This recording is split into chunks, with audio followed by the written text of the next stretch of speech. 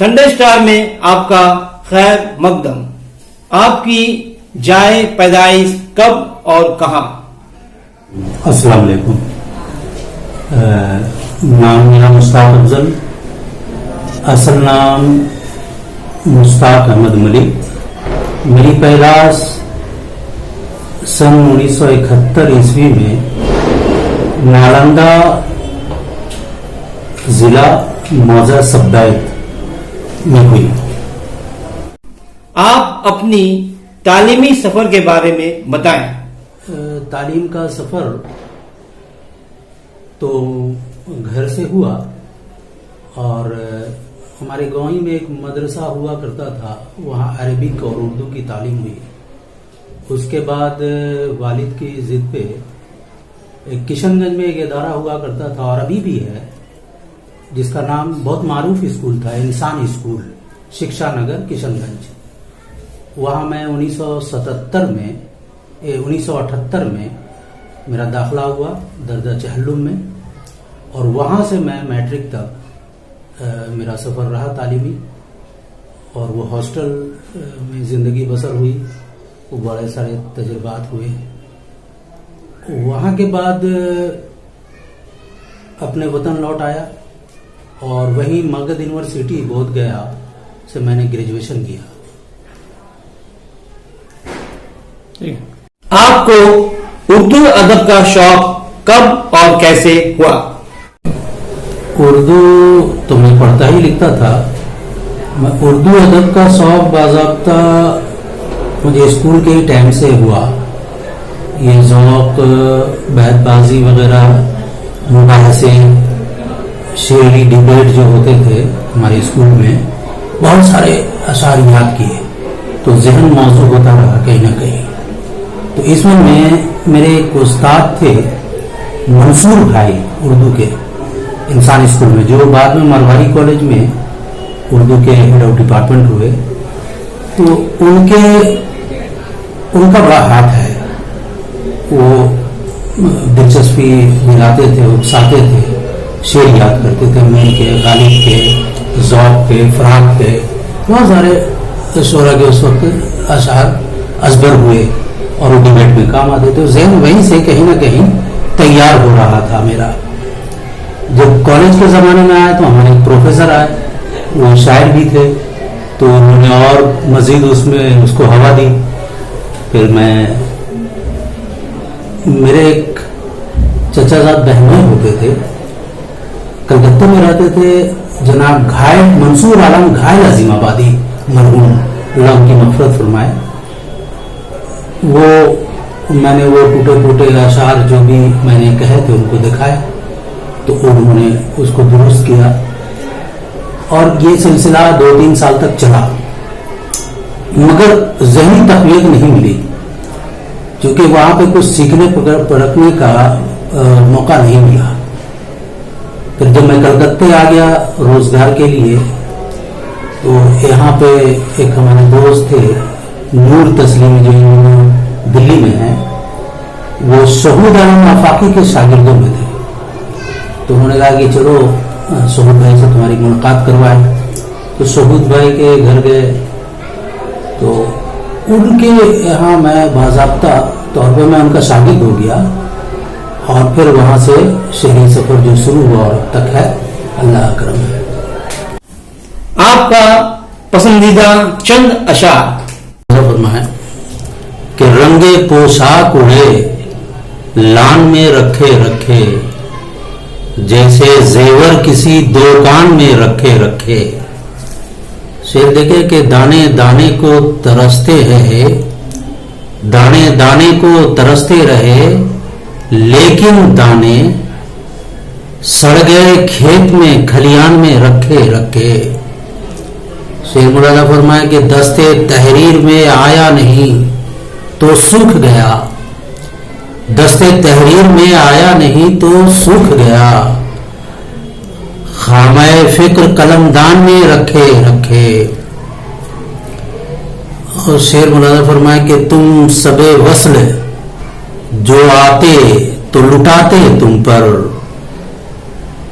सो गए फूलों को दामान में रखे रखे, अहले बीना को ये कुरान से चेहरे क्या हैं, सब पढ़े जाते हैं जुज़दान में रखे रखे।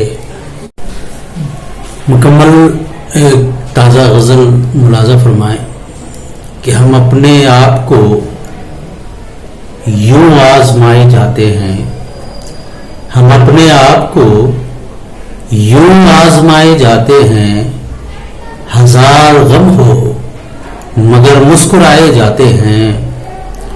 कहाँ से सबकी हथेली पे रोशनी फैले, कहाँ से सबकी हथेली पे रोशनी फैले, महो नजूम ठिकाने लगाए जाते हैं।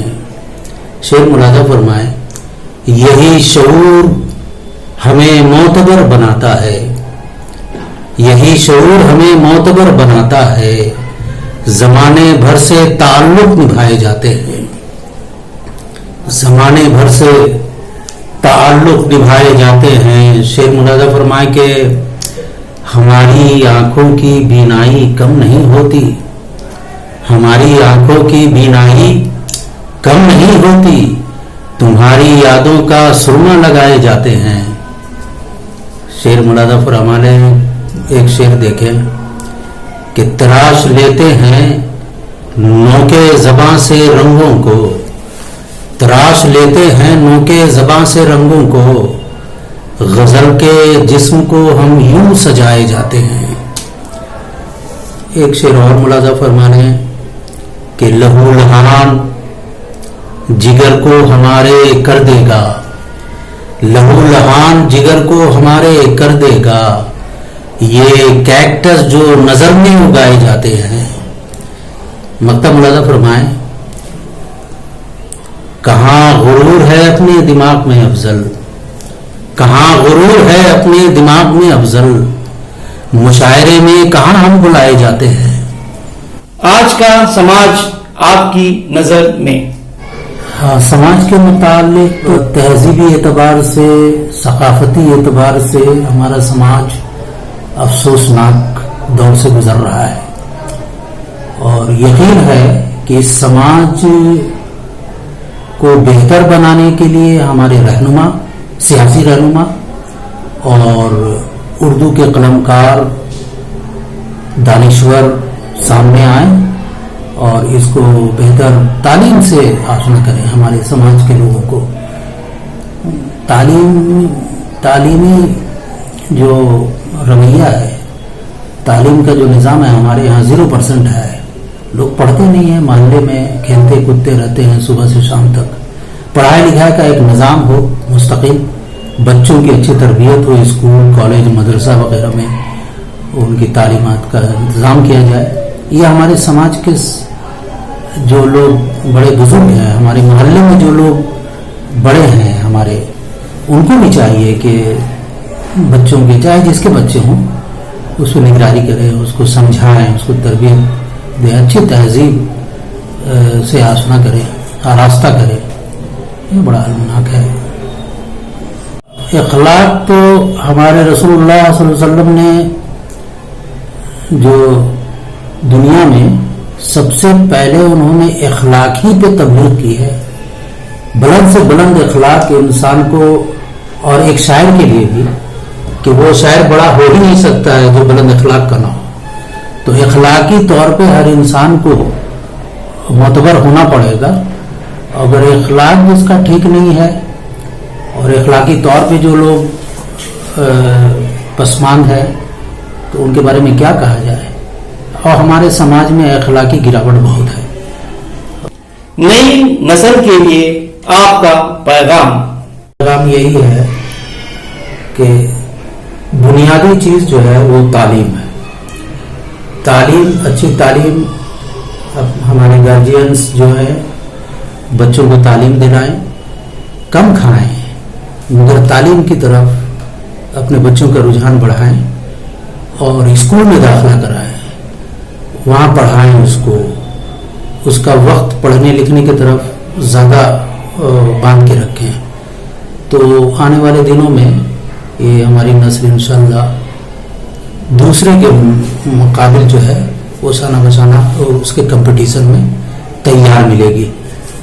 اردو نئی نسل کے لیے میری گزارش و استدعا ہے اور التماس ہے کہ وہ شعر جب کہیں تو وہ تو کہتے ہی ہیں، مگر اضطرابی کیفیت سے تھوڑا سا باز رہے، اضطرابی کیفیت سے دور رہے. خوش فہمی ایک ایسی بیماری ہے جو بڑے سے بڑے شاعروں کو ڈبو کے رکھ دیتی ہے. خوش فہمی سے باز رہے اور ہمیشہ اپنے ذہن کا دروازہ کھلا رکھے، سیکھنے سکھانے کا ماحول رکھے. ہماری نسل کو جدید ٹیکنالوجی جو ابھی کمپیوٹرز ہے، اور میرا خیال یہ ہے کہ ابھی جو کمپٹیٹیو دور کے لیے جو مقابلہ ہے ہمارے دور میں روزی روٹی کمانے کے لیے، وہ دو چیزوں کا ہے. ایک کمیونیکیشن بات چیت، اور ایک ٹیکنالوجی. تو کمپیوٹر ٹیکنالوجی میں بھی نسل کو آگے بڑھائیں اور کمیونیکیشن میں انگلش کی طرح توجہ دیں. تعلیم اردو کی بنیادی رکھیں، عربک پڑھائیں، مگر زمانے کے دور سے جس کسی کمپنی میں بھی بچے جب جائیں گے اور وہ جب مقابلے کے لیے، جب اپنی نوکری ان کو کرنے کے لیے یا دنیا سے جب جھجیں گے وہ، تو ان کو اسکل کمیونیکیشن بہت ضرورت ہے. تو اس کے لیے فلوئنٹ انگلش کا ہونا بہت ضروری ہے. تو اس طرف اپنے بچوں کو مائل کریں. تو کمیونیکیشن اور ٹیکنالوجی یہ دونوں چیز پہ وہ رجحان دیں، اور یہی جدید تعلیم ہے.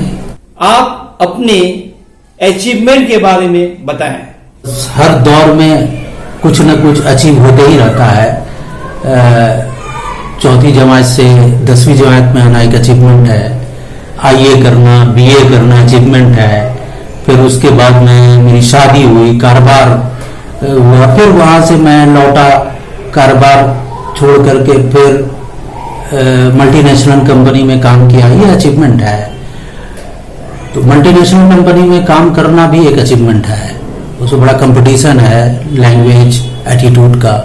تو یہ ایک مکمل ایک اچیومنٹ ہے میرے لیے. دوسری بات یہ ہے کہ جب میں نے شاعری شروع کی تو عکس معکوس کھینچتے کھینچتے جو شعر درست اور چست کرنے لگا، یہ میرے لیے بڑا اچیومنٹ ہے.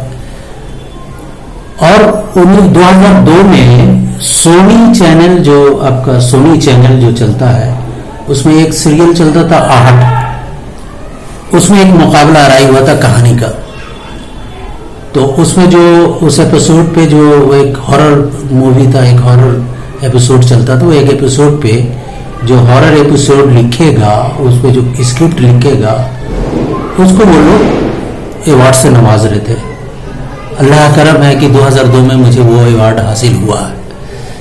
یہ اچیومنٹ ہے میرے لیے. ایک اور ادب میں ہے کہ 2002 میں تقریباً 2002 میں انشا، فیصل اعجاز نے انشا کا اصلی ادب نمبر مغربی بنگال سے نکالا تھا، جس میں نمائندہ شاعروں کو وہ شامل کر رہے تھے اور تخلیقی شاعری ان کی شامل ہو رہی تھی. تو بہت سارے لوگوں نے جمع کیا اور اللہ کا کرم ہے کہ انہوں نے مجھے منتخب کیا، ایوارڈ سے بھی نوازا، اور اصلی ادب نمبر میں میری تخلیق بھی ہے. اور ابھی چل رہا ہے، میرا سفر جاری ہے اچیومنٹ کا. دوران تعلیم کیا بننا چاہتا تھا وہ سنیں آپ. اور یہ کافی ٹائم 85 کے لگ بھگ ایک ایئر فورس کا ٹریننگ یہ ہوا تھا پونے میں، یہ پٹنہ، داناپور پٹنہ کینٹ میں. تو وہاں ایگزام تھا، وہ ایگزام چیک کیا اور میرا سلیکشن بھی ہوا، مگر پتہ نہیں اورل میں یا کسی وجہ سے میرا نام نہیں آیا. وہ میرے لیے، وہ اگر ہو جاتا تو میرے لیے ٹھیک تھا.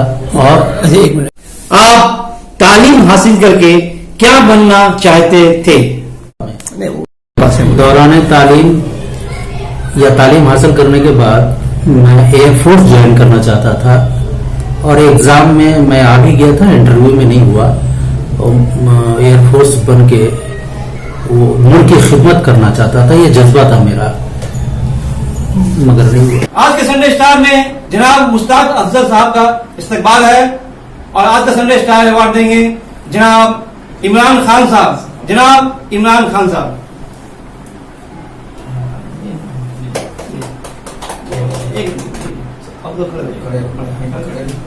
کھڑے بھی ہیں.